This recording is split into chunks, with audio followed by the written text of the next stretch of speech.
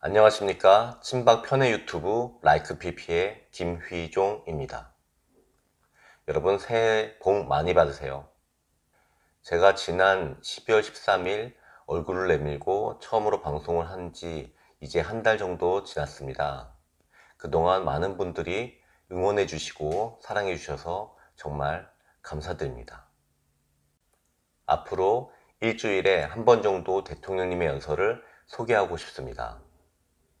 훌륭하고 의미 있는 연설이 아주 많습니다.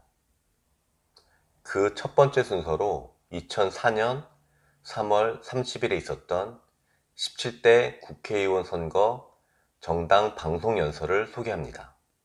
한참 4월 총선으로 시끌벅적한 대한민국에게 잘 맞는 말씀이라 생각해서 골라봤습니다. 정치를 새롭게 시작하고 선거를 준비하시는 많은 분들이 꼭 마음에 새겼으면 하는 대통령님의 말씀입니다. 지금부터 박근혜 대통령께서 하셨던 17대 국회의원 선거 정당 방송 연설을 보시겠습니다. 다음 주에는 또 다른 대통령님의 훌륭한 연설을 소개해 드리겠습니다.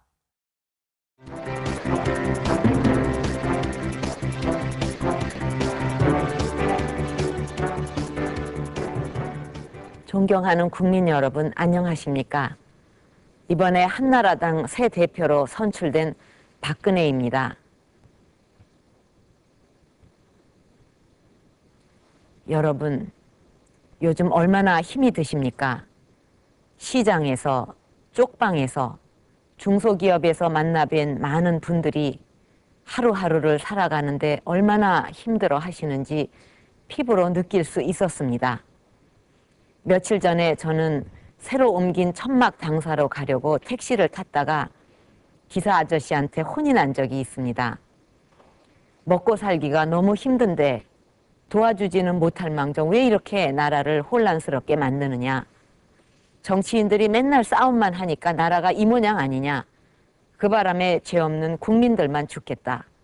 이렇게 호통을 치셨습니다. 구구절절이 옳은 말씀이셨습니다. 저는 뭐라고 변명할 말이 없었습니다. 사람한테 먹고 사는 문제만큼 중요한 것이 어디에 있습니까? 정치가 무엇입니까? 국민을 편안하고 잘 살게 만드는 것이 정치입니다. 국민을 편안하고 잘 살게 하지 못한다면 정치가 무슨 필요가 있습니까? 지금 장사하시는 분들은 월세조차 못 내고 있고 우리의 아들, 딸들은 일을 하고 싶어도 원서를 수십 번 내도 불러주는 회사가 없습니다. 일가족이 생활고를 비관해서 동반 자살을 하고 배 고른 아이들이 100만을 넘었습니다.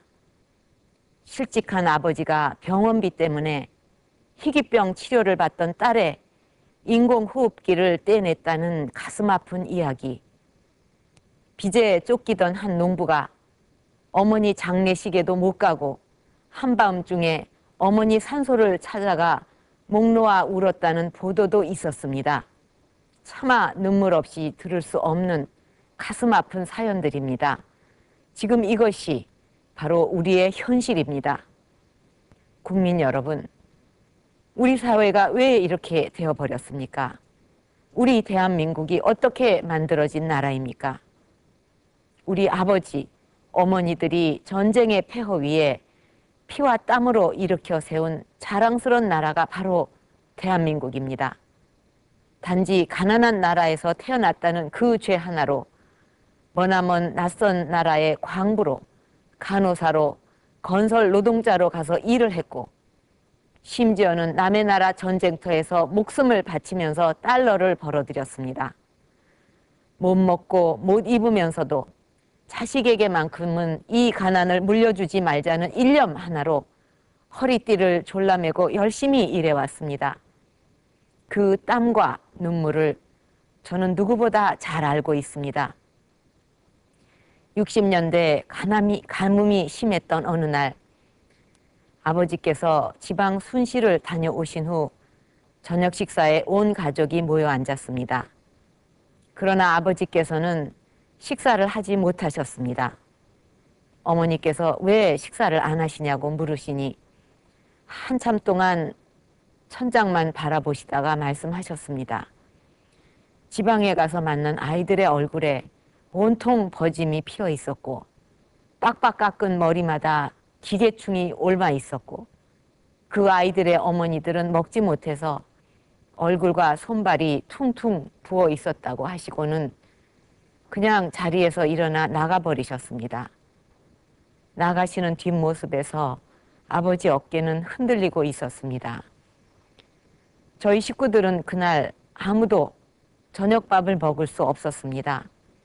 그 아이들의 맑은 눈동자 속에 배어있는 배고픔과 삶에 찌든 아이들 어머니의 슬픈 눈동자를 아버지께서는 외면하지 못하셨을 겁니다.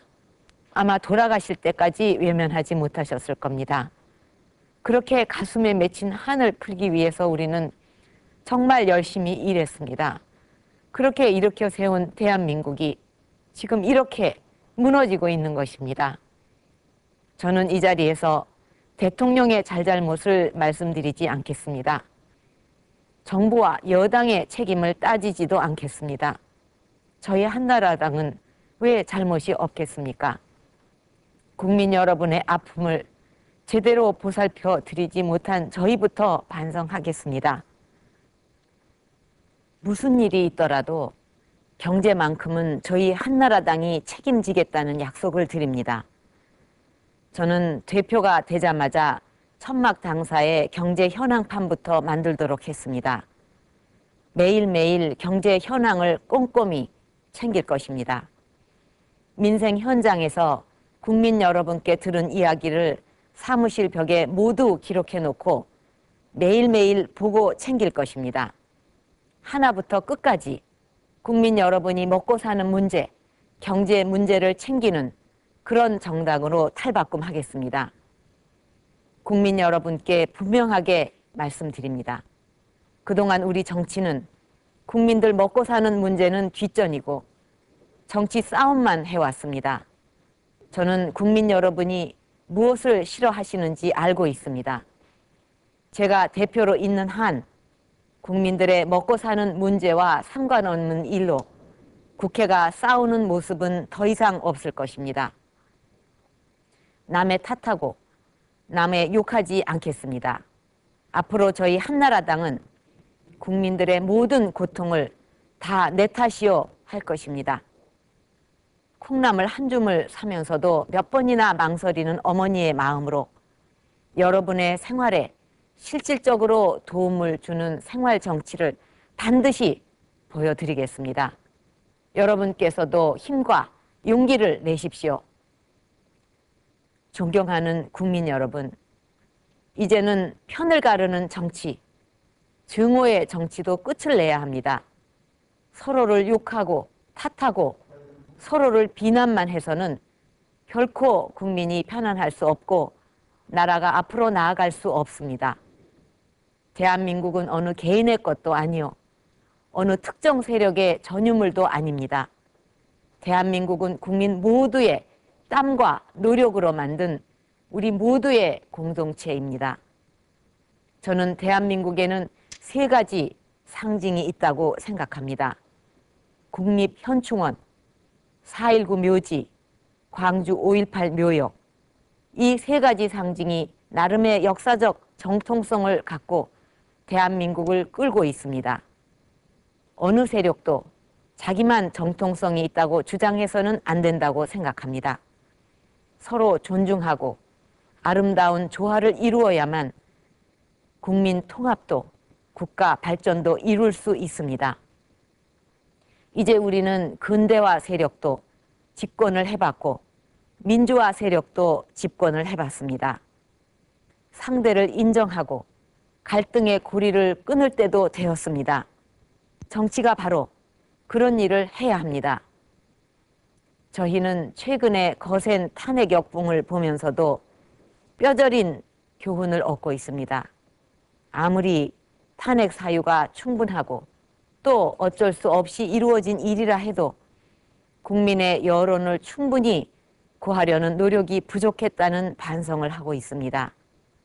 아무리 옳은 일이라도 우리가 도덕적으로 신뢰를 받지 못한 상태에서는 국민의 마음을 살 수 없다는 사실을 다시 한번 깨닫고 있습니다. 저희로서는 비록 불가피한 선택이었지만 결과적으로 엄청난 국론 분열과 갈등을 가져온 데 대해 무거운 책임을 통감하고 있습니다. 이제는 차분한 마음으로 헌법재판소 판결을 기다리고 어떤 결과가 나오든 모두가 겸허하게 받아들이는 것이 순리라고 생각합니다. 그것이 이번 일을 계기로 우리나라의 민주주의와 법치주의가 한 단계 더 성숙할 수 있는 길이 될 것입니다. 존경하는 국민 여러분, 이제 17대 총선이 보름 앞으로 다가왔습니다. 그동안 저희 한나라당이 국민 여러분께 얼마나 많은 실망을 드렸는지 잘 알고 있습니다. 나라를 지키고 발전시킨 중심 세력이면서도 저희는 그동안 나태했습니다. 부패와 적당히 타협했고 기득권만 누리려고 했고 국민 여러분의 마음을 읽지 못하고 점점 멀어져만 갔습니다. 진심으로 뉘우치고 있습니다. 국민 여러분께 사죄하는 마음 하나만 남기고 다 버리겠습니다. 과거의 한나라당은 과감하게 청산하고 백지 위에서 새롭게 시작하겠습니다. 그 첫 출발로 저희는 중앙당사를 바람 부는 여의도 벌판의 천막으로 옮겼습니다. 거친 벌판으로 나가서 비, 바람을 맞으며 국민 여러분의 목소리를 듣겠습니다. 부패와는 영원히 손을 끊겠습니다. 당장 이번 총선부터 한나라당 모든 후보의 선거 비용과 당의 국고 보조금 사용 내역을 국민 앞에 투명하게 공개할 것입니다. 엄격하고 가혹한 당 규율을 확립할 것입니다. 부패 연루자에 대해서는 제명, 영구 출당 조치 등 사법기관보다 훨씬 가혹한 결정을 내릴 것입니다. 제가 대표로 있는 한 부정부패 연루자를 보호하기 위한 방탄국회는 결코 없을 것이라는 것을 약속드립니다. 저희는 국민 여러분께서 한 번도 경험하지 못했던 정책정당의 모습이 어떤 것인지 보여드리겠습니다. 이를 위해서 합리적 개혁주의자로 국민 여러분의 두터운 신망을 받고 있는 서울대학교 박세일 교수와 개혁그룹을 모셔왔습니다. 서민과 사회적 약자를 위한 구체적이고 현실적인 정책을 끊임없이 생산해낼 것입니다. 국민들의 먹고 사는 문제를 해결하는 민생 정책을 놓고 밤새워 토론하고 대안을 제시하겠습니다. 묵묵히 땀 흘려 일하면서 꼬박꼬박 세금을 내는 국민들이 더 이상 손해보는 일이 없도록 할 것입니다. 그리고 우리나라의 잘못된 정치 문화를 꼭 바꾸도록 노력할 것입니다. 남의 눈에 티끌만 보고 자기 눈에 대들보는 보지 못하는 그런 정치는 안 하겠습니다. 저희부터 먼저 변하겠습니다. 비난과 막말, 부정을 위한 부정은 하지 않을 것입니다. 저부터 실천하고 한나라당의 모든 후보들이 실천할 것입니다. 저는 저희 한나라당만이 국민을 잘 살 수 있게 한다거나 우리만이 새로운 정치 문화를 만들 수 있다고 생각하지는 않습니다. 다른 당들도 다 그렇게 하려고 노력하고 있을 것입니다. 그러나 저희 한나라당이 가장 잘할 수 있다고 생각합니다. 그만한 능력과 경험을 가지고 있고 잘못을 반성하고 새롭게 태어나려는 각오도 가장 강하기 때문입니다. 국민 여러분께 간절한 마음으로 호소드립니다. 아시다시피 총선은 국민을 위해 일하는 심부름꾼을 뽑는 선거입니다. 한 번 선택하면 앞으로 4년 동안 여러분의 지역과 나라를 책임지게 됩니다. 좋은 정책과 비전을 가진 유능한 인물들이 선택을 받을 때 정치 개혁도 국가 발전도 가능할 것입니다. 그런데 오로지 탄핵 문제 때문에 유능한 인재들이 선택받지 못하고 검증받지 못한 사람들이 국회에 들어간다면 정치 발전, 국가 발전이 어떻게 이루어질 수 있겠습니까? 솔직히 말씀드려서 지금의 분위기로 간다면 야당의 존립 자체가 위태롭습니다. 견제와 균형이 무너질 때 민주주의가 무너지고 사회가 극단으로 흐르게 된다는 사실을 국민 여러분께서는 누구보다 잘 알고 계실 것입니다. 보도를 통해 알고 계시겠지만 이미 그런 조짐이 나타나고 있습니다. 깨끗한 정치를 외치고 있는 열린우리당이 정작 선거법 위반을 가장 많이 하고 있습니다. 벌써부터 이런데 아무도 견제할 수 없는 절대 다수의 일당 체제가 출현한다면 대한민국이 어떻게 될 것인지 현명하게 판단해 주시기 바랍니다. 아마도 거대 여당의 출현을 정권에 대한 지지라고 생각하고 지난 1년간 보셨던 원칙 없는 인기 영합주의 정책이 더욱 기승을 부릴 것입니다. 나눠 가질 빵은 점점 줄어들고 있는데 분배를 요구하는 이익 집단의 목소리는 폭발적으로 높아질 것입니다. 투자는 더욱 줄어들고 기업은 점점 어려워지고 갈수록 실업은 늘어날 것입니다. 정권이 제대로 견제를 받지 않고 인기 영합주의에 빠져서 결국 삼류 국가로 전락하고 말았던 남미 국가의 길을 걷게 될 위험이 너무도 큽니다. 이것은 제가 정부 여당을 비난하기 위해 드리는 말씀이 아닙니다. 저는 진심으로 걱정하고 있습니다. 노무현 정부가 들어선 후 국정 운영이 과연 어떠했는지 차분하게 되돌아보시고 국회까지 거대 여당이 장악을 했을 때 과연 이 나라가 어디로 갈 것인지 냉정하게 판단해 주십시오. 대통령과 정부를 감시하고 견제해야 할 야당이 소멸되는 것이 과연 나라를 위해 바람직한 것인지 한 번 더 깊이 생각해 주십시오. 정권이 불안하고 위험한 길을 갈 때 최소한 권력을 견제할 수 있는 건전한 야당을 만들어 주십시오. 존경하는 국민 여러분, 저는 한나라당 대표가 된 다음 날 명동 성당에서 고해성사를 하고 영락교회에서 참회의 기도를 드렸습니다. 조계사에서 108배를 올렸습니다. 국민 여러분께 지은 죄를 용서해 달라고 빌었습니다.